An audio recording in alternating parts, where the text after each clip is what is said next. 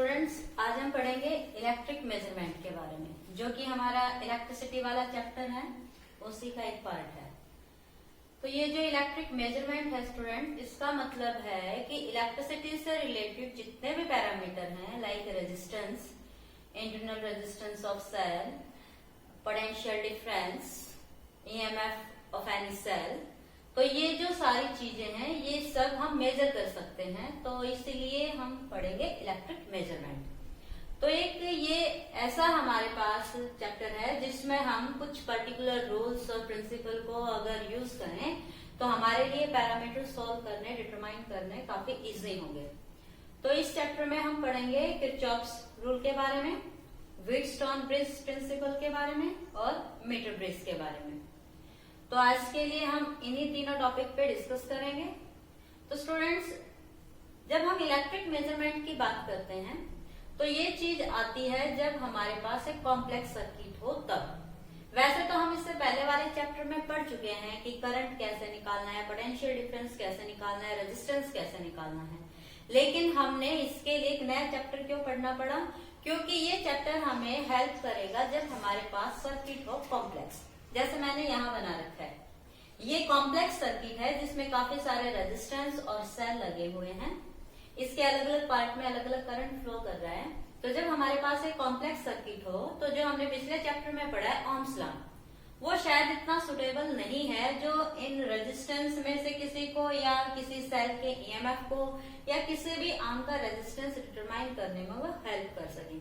तो बाकी हम ओम्स लॉ का भी यूज करेंगे इसमें, लेकिन उसके अलावा भी हमें इन रूल्स की, प्रिंसिपल्स की जरूरत पड़ेगी। तो हम इन कुछ रूल्स और प्रिंसिपल को यूज करते हुए किसी भी कॉम्प्लेक्स सर्किट में इलेक्ट्रिकल पैरामीटर्स को मेजर कर सकते हैं। तो वन बाय वन हम डिस्कस करेंगे इन तीनों के बारे में।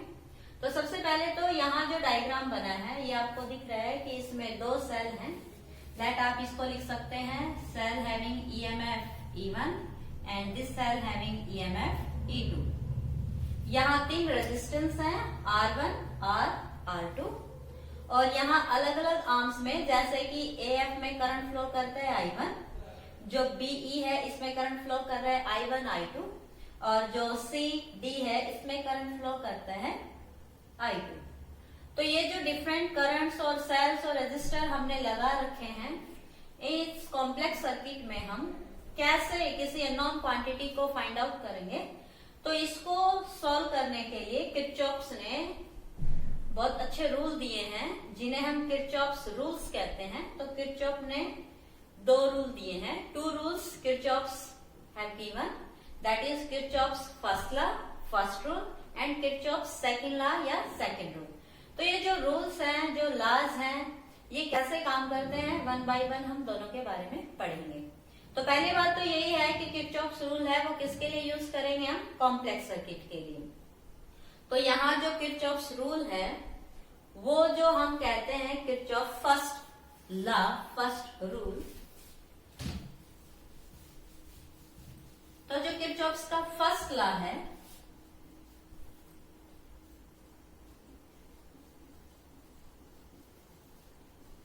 इस किरचॉफ्स फर्स्ट रूल को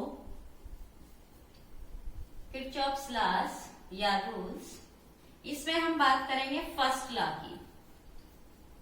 जो किरचॉफ फर्स्ट लॉ है वो है किसी सर्किट में अगर कोई जंक्शन है और उस जंक्शन पे अलग अलग डायरेक्शन से डिफरेंट करंट्स आ रहे हैं या जा रहे हैं, तो कहता है कि जो जंक्शन है उस जंक्शन पे जो नेट करंट होगा वो होगा 0, क्योंकि जो करंट है वो फ्लो ऑफ चार्ज है और चार्ज क्या होता है? कंजर्व। तो जितना चार्ज आया उतना ही चार्ज जंक्शन से चला जाता है, चाहे उसके लिए उसे कितने भी डायरेक्शन में फ्लो करना पड़े। और ये देखा गया है कि किसी भी जंक्शन पे अगर मान लिया in this different directions, let this current I1, this current I2, this current I3, this current I4 and this current I5। अगर मैं इस जंक्शन की बात करूं एट दिस पॉइंट O, तो कहता है इस जंक्शन पे जो टोटल करंट होगा, means summation of current means total current, वो क्या है? 0। वो कैसे है? वो इसलिए है क्योंकि इस जंक्शन पे जितना करंट डिफरेंट डायरेक्शन से आ रहा है वो सारा का सारा करंट चला जाता है डिफरेंट डायरेक्शन में, चाहे वो एक डायरेक्शन में जाए चाहे टू और मोर। लेकिन यहाँ जंक्शन पे जो नेट करंट होगा वो क्या होगा, जीरो। मीन्स अगर मैं इसे एक्सपेंड करना चाहूं तो हम क्या लिखेंगे कि जंक्शन की तरफ जो आ रहे हैं उन सभी करंट्स को हम लिखेंगे पॉजिटिव और जो जंक्शन से जा रहे हैं उन सभी करंट्स को हम लिखेंगे नेगेटिव। यहाँ जंक्शन पे जब हम रूल लगाते हैं तो हमें साइन कन्वेंशन का यूज करना होता है। साइन कन्वेंशन इसमें क्या है कि जितने भी करंट्स जंक्शन की तरफ मूव कर रहे हैं आप उनको पॉजिटिव रखेंगे और जितने करंट जंक्शन से दूर जा रहे हैं आप उन्हें नेगेटिव साइन के साथ रखेंगे। Then you can write this summation of current. तो यहाँ आपके पास 5 करंट है तो current I1 positive, current I2 positive, current I3 positive and current I4 and current I5 are negative because I1, I2, I3 are coming towards the junction and I4, I5 are leaving the junction। तो जो total current है इस junction पे वो क्या है हमारे पास, zero. आप इसे शॉर्ट फॉर्म में ऐसे भी लिख सकते हैं कि summation of current is zero. Means इस जंक्शन पे कोई करंट नहीं रहता है, net current on this junction is zero. अगर मैं यहाँ बात करूं कि कितना करंट आया और कितना करंट गया तो आप इनकमिंग करंट को एक साइड रख लीजिए और आउटगोइंग करंट्स को एक साइड रख लीजिए। तो जितना करंट इनकमिंग है उतना ही करंट क्या है, आउटगोइंग। तो यहाँ जो किरचॉफ्स फर्स्ट लॉ है, फर्स्ट रूल है, वो क्या बताता है कि total current eight A junction is always zero. Total current eight A junction is always zero. इस रूल को हम दूसरे नाम से भी जानते हैं, that is conservation of charge. कि जो किरचॉफ्स फर्स्ट लॉ है वो कंजर्वेशन ऑफ चार्ज को फॉलो करता है, तभी तो जितना करंट आया उतना ही करंट लीव कर गया। ओके, हम इसे एक नाम और दे सकते हैं, Kirchhoff's junction law, Kirchhoff's junction rule. तो यहाँ इस फर्स्ट लॉ के 3 नाम हैं कि किरचॉफ्स फर्स्ट लॉ या किरचॉफ्स जंक्शन लॉ या कंजर्वेशन ऑफ चार्ज। ओके, तो कंजर्वेशन ऑफ चार्ज भी कह सकते हैं, किरचॉफ फर्स्ट लॉ भी कह सकते हैं और जंक्शन लॉ भी कह सकते हैं। तो ये वाली जो कंडीशन है ये हमारी चार्ज कंजर्वेशन को प्रूव करती है, इसलिए इसे law of conservation of charge, ये लॉ कंजर्वेशन ऑफ चार्ज को भी फॉलो करता है। ओके स्टूडेंट, तो this is your first law that define for a junction. Second जो लॉ है वो है कॉम्प्लेक्स क्लोज सर्किट के लिए, जिसमें काफी सारी सेल और रेजिस्टेंस लगे रहते हैं। तो यहां जब हम सेकंड लॉ की बात करेंगे तो किरचॉफ सेकंड लॉ में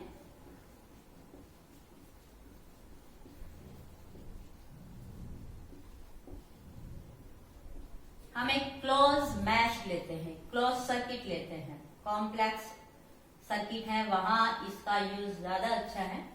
तो लेट हम कुछ इस तरह का एक सर्किट एज्यूम करते हैं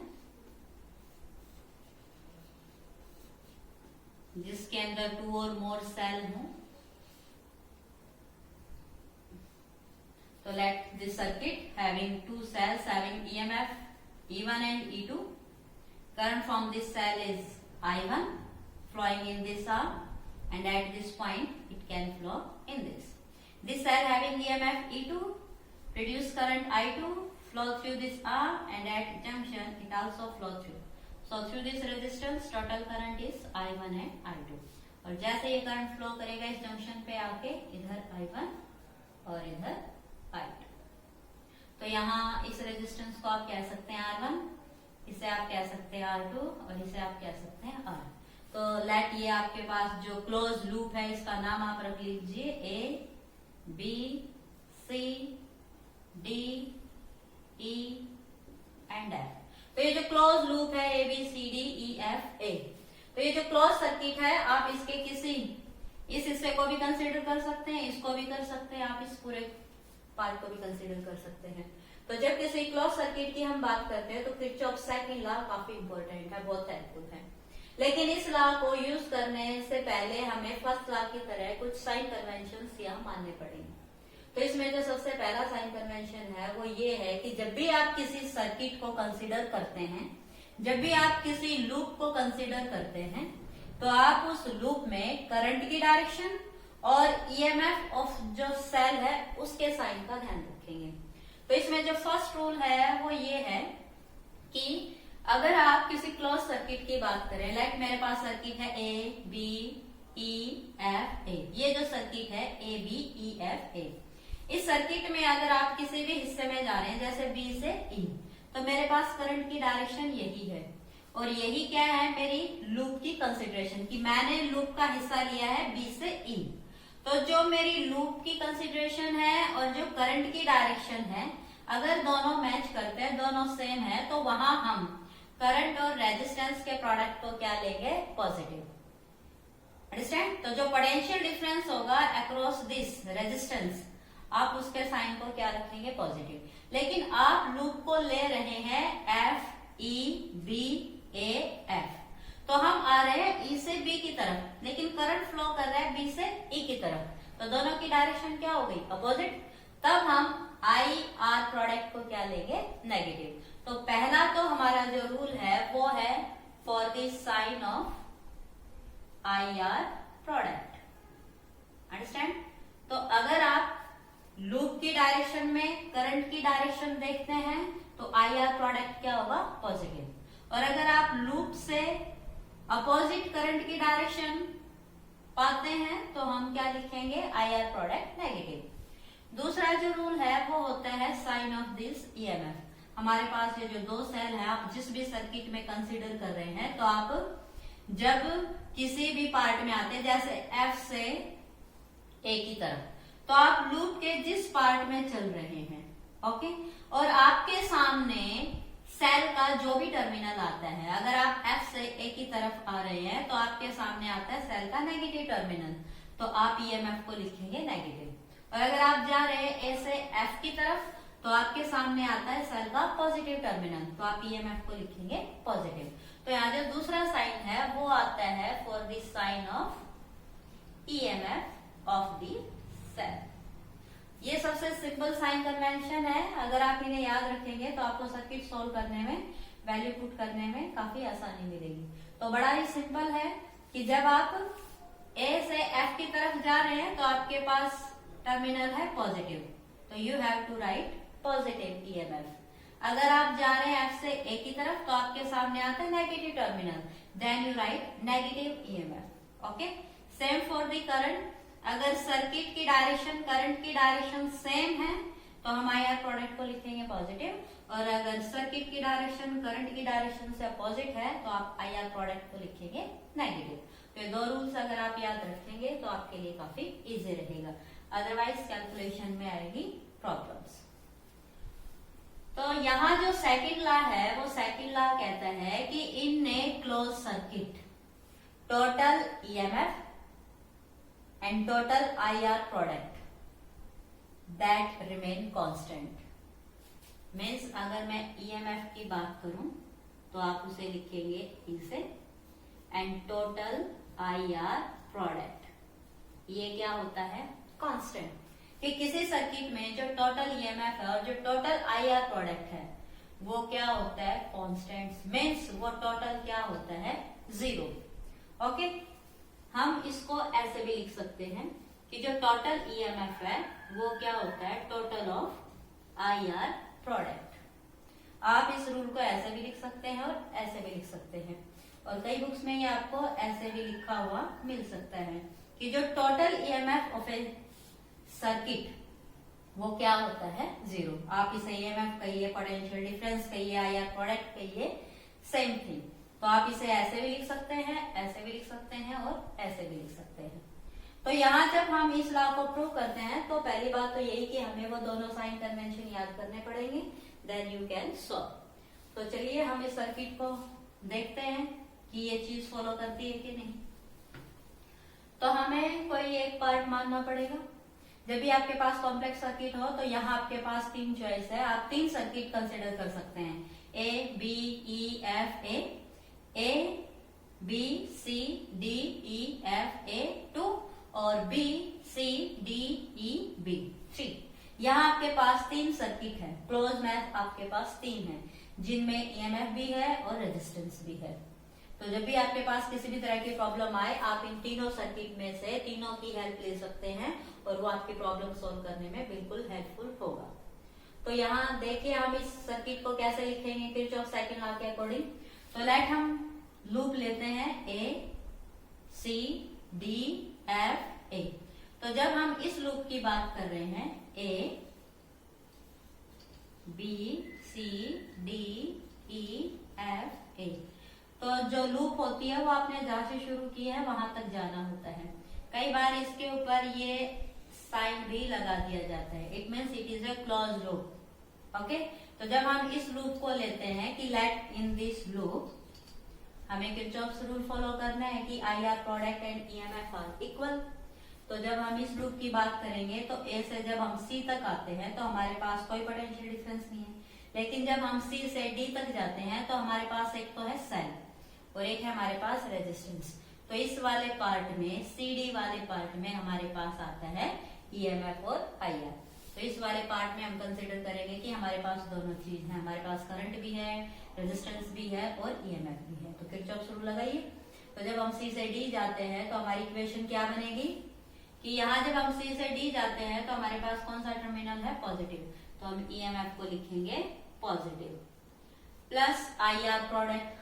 आईआर प्रोडक्ट की जब आप बात करोगे तो सी से डी जाते हुए हमारे करंट की डायरेक्शन सर्किट के डायरेक्शन से अपोजिट। तो यहाँ हम इस साइन को क्या लिखेंगे, माइनस, और ये क्या बन जाएगा I2 R2।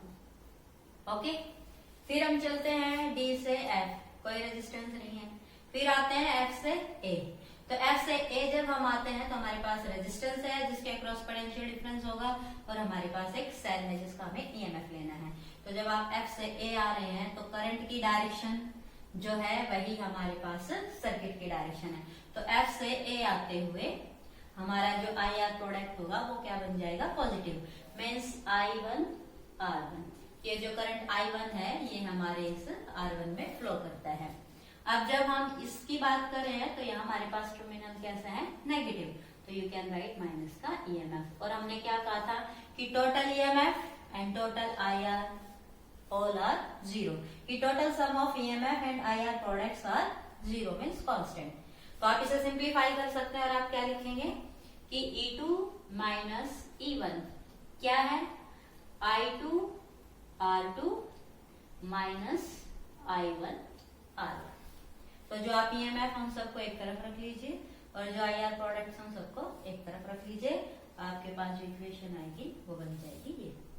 तो ये जो यहाँ लिखा है ये हमारे किरचॉफ सेकंड लॉ को फॉलो करता है कि जो टोटल ईएमएफ है वो टोटल आईआर प्रोडक्ट्स के इक्वल होता है। ओके, तो ये जो हमारा लूप है इसमें काम करता है। तो किरचॉफ सेकंड लॉ को किरचॉफ लूप लॉ भी कहते हैं। तो इसका दूसरा नाम क्या भी है, लूप्स लॉ। और ये एनर्जी कंजर्वेशन को फॉलो करता है क्योंकि जितनी आपने सेल लगा रखी हैं वो जो करंट देती हैं वही हमारे सर्किट में फ्लो करता है। तो किसी सर्किट में जितने भी हमने सेल लगा रखे हैं उन सभी की जो टोटल एनर्जी है वही हमारे सारे सर्किट में फ्लो करती है। इसलिए ये किस लॉ को भी फॉलो करता है, कंजर्वेशन ऑफ एनर्जी। तो कंजर्वेशन ऑफ एनर्जी, तो ये लॉ किस प्रिंसिपल पे बेस है, it is based on the conservation of energy. तो स्टूडेंट्स कई बार Kirchhoff first law and second law में डिफरेंस भी आ जाता है। तो जो जो आपने इनके बारे में पढ़ा है आप पॉइंट टू पॉइंट कंपेयर करके लिख सकते हैं कि किरचॉफ फर्स्ट लॉ जो है वो जंक्शन लॉ था, ये क्या है, लूप लॉ है। किरचॉफ फर्स्ट लॉ है वो कंजर्वेशन ऑफ चार्ज पे डिपेंड करता है, ये किस पे डिपेंड करता है, कंजर्वेशन ऑफ एनर्जी पे। किरचॉफ फर्स्ट लॉ जो है उसमें टोटल करंट एट ए जंक्शन क्या था, 0, और किरचॉफ सेकंड लॉ में क्या है, total EMF of a cell is equal to total IR product of the circuit. So these are your two Kirchhoff's law, Kirchhoff's rule, और जिनका सिर्फ और सिर्फ क्या मकसद है कि हम किसी भी कॉम्प्लेक्स सर्किट में क्या कर सकते हैं किसी भी अननोन पैरामीटर को डिफाइन कर सकते हैं।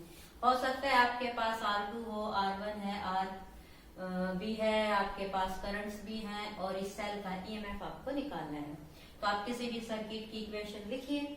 आपके पास 3 सर्किट है, तीनों सर्किट में से किन्हीं भी 2 सर्किट की हेल्प से या तीनों सर्किट की हेल्प से आपके पास ईएमएफ की कोई इक्वेशन आ जाए, वो में आप सोल्व कर ले। तो मैंने ये इक्वेशन लिखी थी circuit A B C D E F A की। हम इसके अलावा किसी दूसरे सर्किट की भी इक्वेशन लिख सकते हैं, जैसे कि हम ले ले as A B E F A. अगर हम loop A B E F A की बात करें तो इस लूप में हमारे पास क्या है, ए से बी कुछ नहीं है, बी से ई हमारे पास आई आर है। तो हम बी से ई की तरफ जा रहे हैं, वही हमारे करंट की डायरेक्शन है। तो टोटल करंट है I1 I2, तो जो आई आर प्रोडक्ट है वो हमारे पास क्या होगा, पॉजिटिव। ई से एफ और एफ से ए, एफ से ए आते हुए जो करंट की डायरेक्शन है वही हमारी लूप की कंसीडरेशन है। तो यहाँ भी हमारा आई आर प्रोडक्ट क्या रहेगा, पॉजिटिव। लेकिन यहाँ जब हम सेल की तरफ आते हैं नेगेटिव से पॉजिटिव टर्मिनल की तरफ, तो यहाँ हमारा क्या रहेगा, माइनस का E1। मीन्स आप इसे क्या लिख सकते हैं कि जो E1 है वो क्या है, that is I1 plus I2 of R plus I1 R1। तो यहाँ इस सर्किट के लिए this is your Kirchhoff's second law. आप इसी तरह से सर्किट के लिए भी इक्वेशन बना सकते हैं। तो तीनों इक्वेशन की हेल्प से आपको जरूर किसी न किसी पैरामीटर की जिसकी आपको रिक्वायरमेंट है हेल्प मिलेगी। तो these are your 2 Kirchhoff's law. Next है व्हीटस्टोन ब्रिज प्रिंसिपल।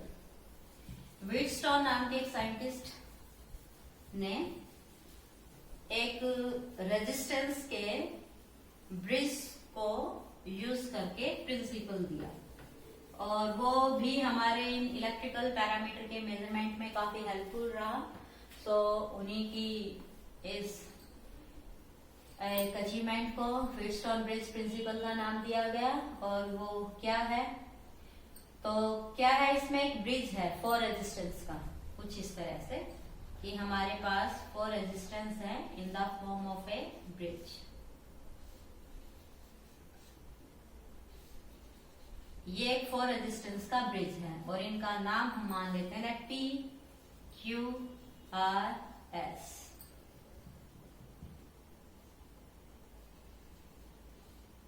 ये हमारे पास 4 रेजिस्टेंस है। अगर ये हमारे पास एक सर्किट है,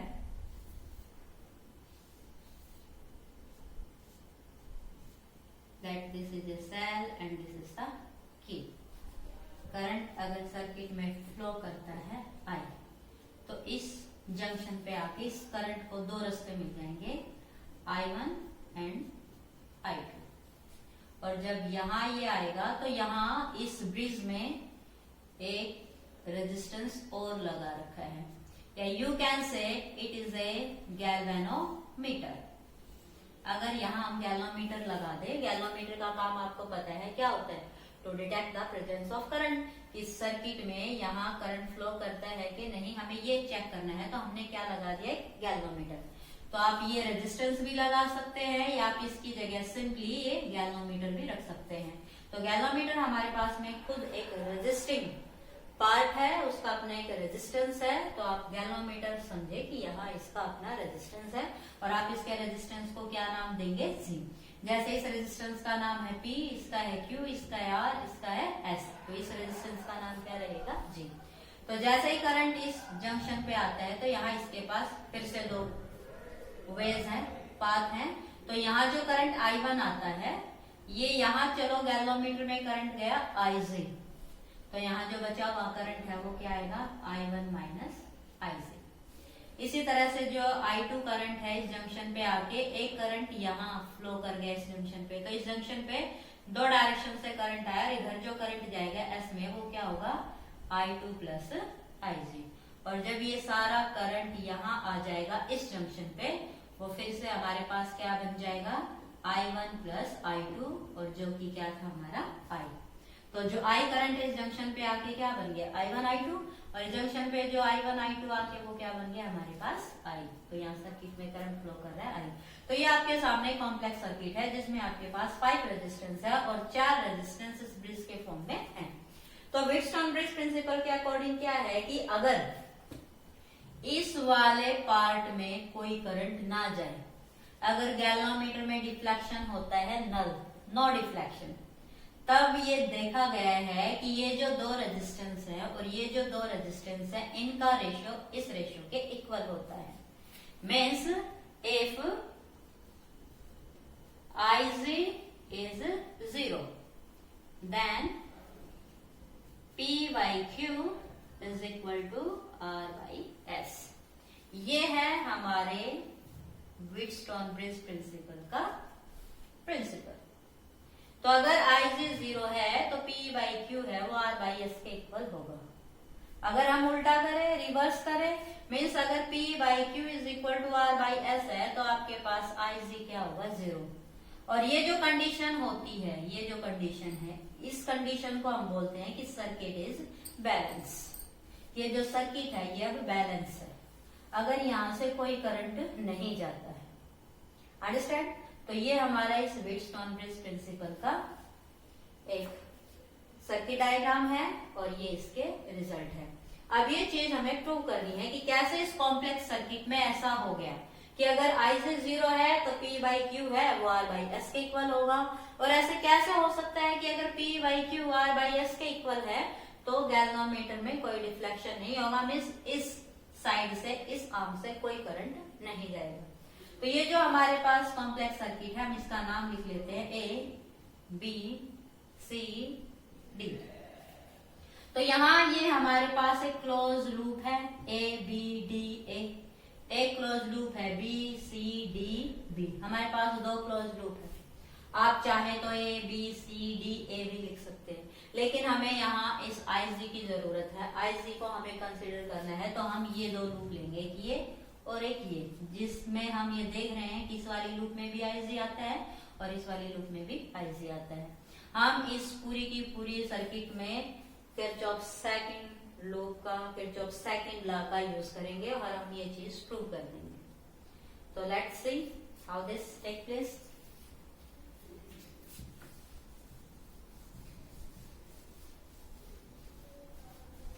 तो देखिए यहाँ हम बना लेते हैं एक छोटा सा सर्किट।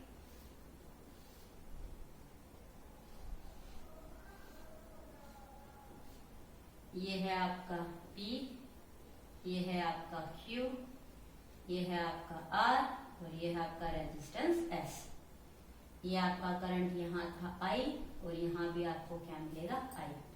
इधर से जो करंट जाता है वो I1, यहाँ से जो करंट जाएगा वो I2, यहाँ से जो करंट आएगा वो Ig और यहाँ जो करंट जाएगा वो I1 माइनस Ig, और यहाँ जो करंट आएगा इधर से और इधर से तो इसमें जाके क्या बन जाएगा I2 प्लस Ig। तो ये हम दो लूप लेंगे, that is A B C D। तो यहाँ हम एक सर्किट लेंगे A B D A, Kirchhoff second law लगाइए। क्या होगा कि जब हम A से B जाते हैं तो वही हमारे सर्किट की डायरेक्शन है, वही करंट की डायरेक्शन है, तो IR प्रोडक्ट क्या आएगा पॉजिटिव, तो I1P is positive. Plus B से D, जो करंट की डायरेक्शन है वही सर्किट की डायरेक्शन है, तो यहाँ से जो IR प्रोडक्ट है वो भी क्या होगा पॉजिटिव। तो यहाँ करंट है IG और रेजिस्टेंस है गैल्वेनोमीटर का G। फिर हम गए D से A, तो ये हमारे सर्किट की डायरेक्शन और करंट की डायरेक्शन अपोजिट है, इसलिए यहाँ IR प्रोडक्ट को हम क्या लिखेंगे negative, means I2R and this total is equal to 0। तो ये जो ABDA सर्किट है इसमें हमारे पास सारे IR प्रोडक्ट है और उन सभी का टोटल सम क्या हो गया 0। तो यहाँ आपकी ये बन गई इक्वेशन फर्स्ट। अब जो BCDB है इसमें लगाइए आप BCDB लूप में किरचॉफ सेकंड लॉ, क्या कि जो हम B से C आते हैं तो जो हमारे सर्किट की डायरेक्शन है वही करंट की डायरेक्शन है, तो जो IR प्रोडक्ट है I है आपके पास ये और R है Q पॉजिटिव। C से D जब हम आ रहे हैं तो करंट की डायरेक्शन और सर्किट की डायरेक्शन अपोजिट, तो क्या बन जाएगा माइनस। तो I2 plus IG, this is your total I, और R क्या है आपके पास S। तो ये फिर D से B जाते हैं तो हमारी सर्किट की डायरेक्शन और करंट की डायरेक्शन यहाँ भी क्या है अपोजिट, तो ये IR प्रोडक्ट भी क्या होगा नेगेटिव, तो माइनस का IG इंटू J इज 0। तो ये आ गया आपके पास इक्वेशन सेकंड। अब देखिए हमने कहा था कि अगर IG 0 होता है तो P by Q equal to R by S होगा। तो हमारे पास गिवन है ये कि लेट IG इज 0। अगर IG 0 है तो आप इन दोनों इक्वेशन में IG की वैल्यू पुट कीजिए। तो IG को जब आप 0 कहेंगे तो 0 इंटू एनीथिंग क्या होता है 0। IG इज 0, तो ये आपके पास क्या बन जाएगा I1Q। IG इज 0, तो ये आपके पास क्या बन जाएगा I2S, और यहाँ साइन है माइनस। IG 0 0 इंटू एनीथिंग क्या होता है 0। तो हमारे पास इक्वेशन आ गई ये। तो सेकंड इक्वेशन तो बन गई हमारे पास ये, और फर्स्ट इक्वेशन बन गई हमारे पास ये। तो ये जो नेगेटिव टर्म्स है इनको आप ले लीजिए साइड में। तो ये नेगेटिव इधर जाके क्या बन जाएगा पॉजिटिव, और ये नेगेटिव इधर जाके क्या बन जाएगा पॉजिटिव। तो देखिए जब हम इन्हें साइड में लेके जाएंगे तो नेगेटिव क्या बन जाएगा पॉजिटिव। तो ये नेगेटिव इधर जाके पॉजिटिव, और ये नेगेटिव इधर जाके पॉजिटिव। तो I1P is equal to I2R, I1P equal to I2S। अब ये जो दो इक्वेशन आपके पास है आप इन्हें कर दीजिए डिवाइड। तो जब आप डिवाइड करेंगे तो I1 से I1 कैंसिल, I2 से I2 कैंसिल, और आपके पास सिंपली क्या बचा P by Q is equal to R by S, and that we have to prove.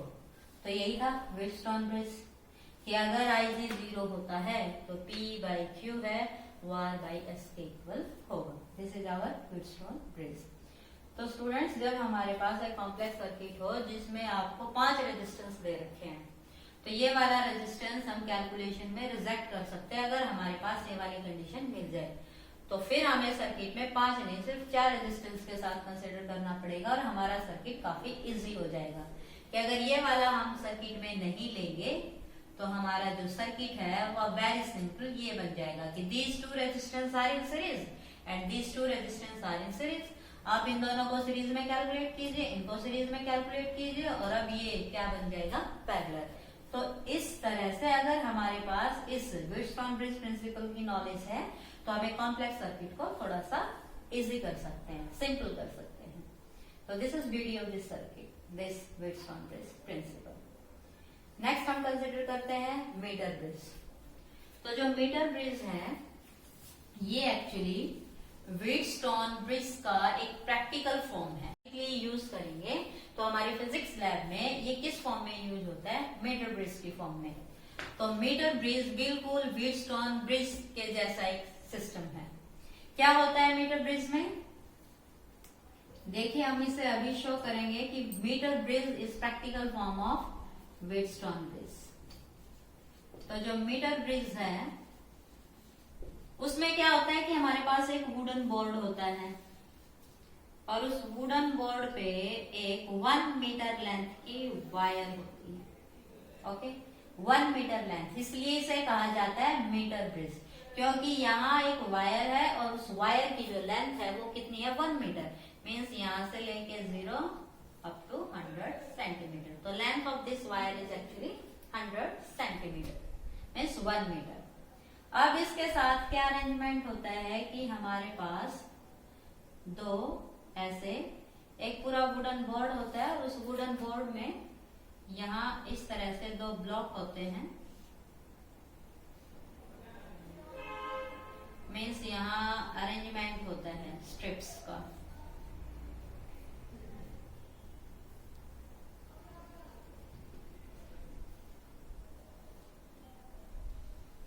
देखिए जो वुडन बोर्ड है यहाँ ये मेटल कनेक्शंस हैं, ये भी मेटल का है, ये भी मेटल का है, और ये भी मेटल का है, ये भी मेटल है, ये भी मेटल है, और ये भी सारा मेटेलिक है, और ये वायर भी क्या है हमारे पास कंडक्टिंग। आप इसे मेटल नहीं क्या कहिए कंडक्टिंग।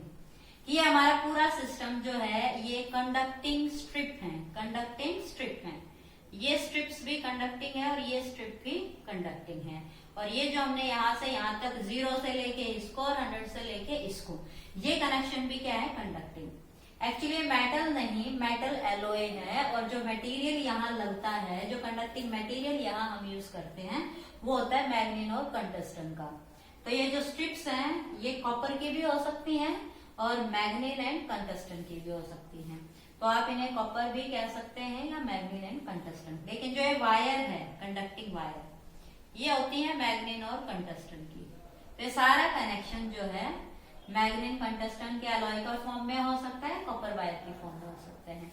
लेकिन ज्यादातर कोशिश होती है वो हम एलॉय यूज करते हैं। क्यों? क्योंकि एलॉय की प्रॉपर्टी है कि उसकी प्रॉपर्टीज मेटल के कंपैरिजन में बेटर होती हैं, स्पेशली रेजिस्टिविटी वाइज।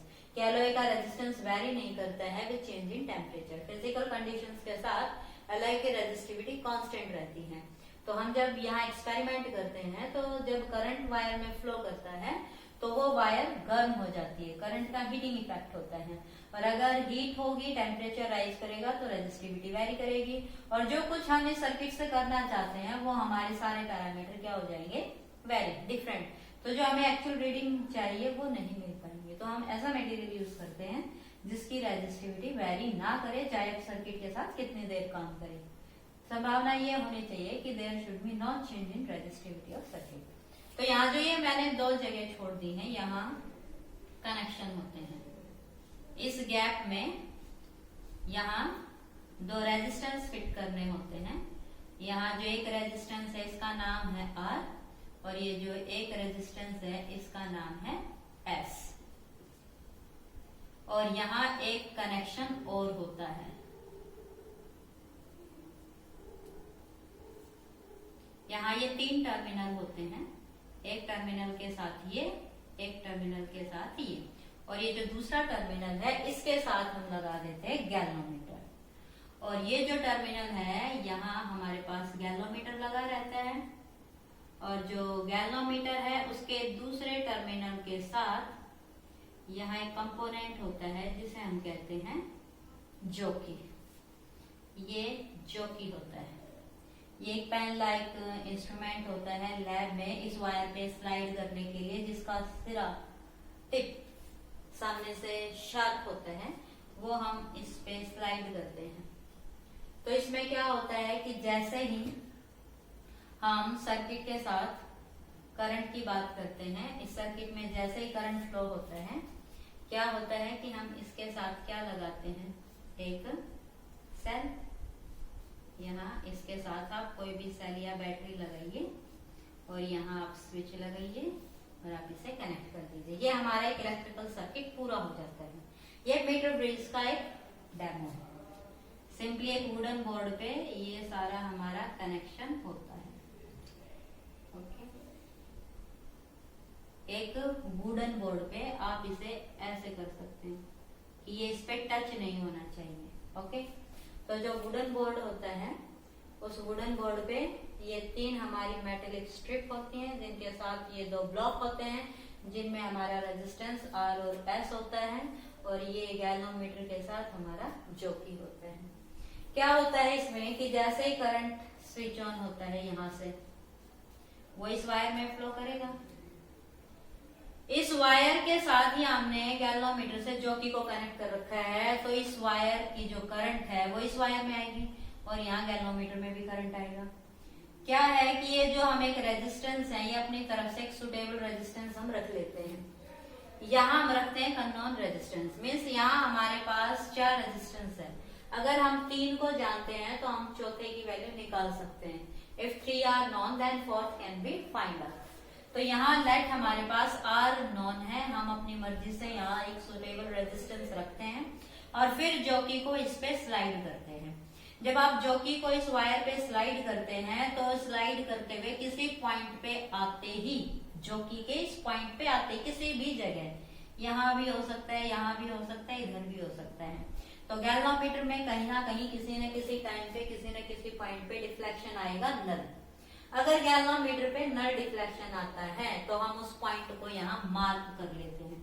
लेट ये पॉइंट है A, ये पॉइंट है B, और जहां नल डिफ्लेक्शन आया है वो पॉइंट है C।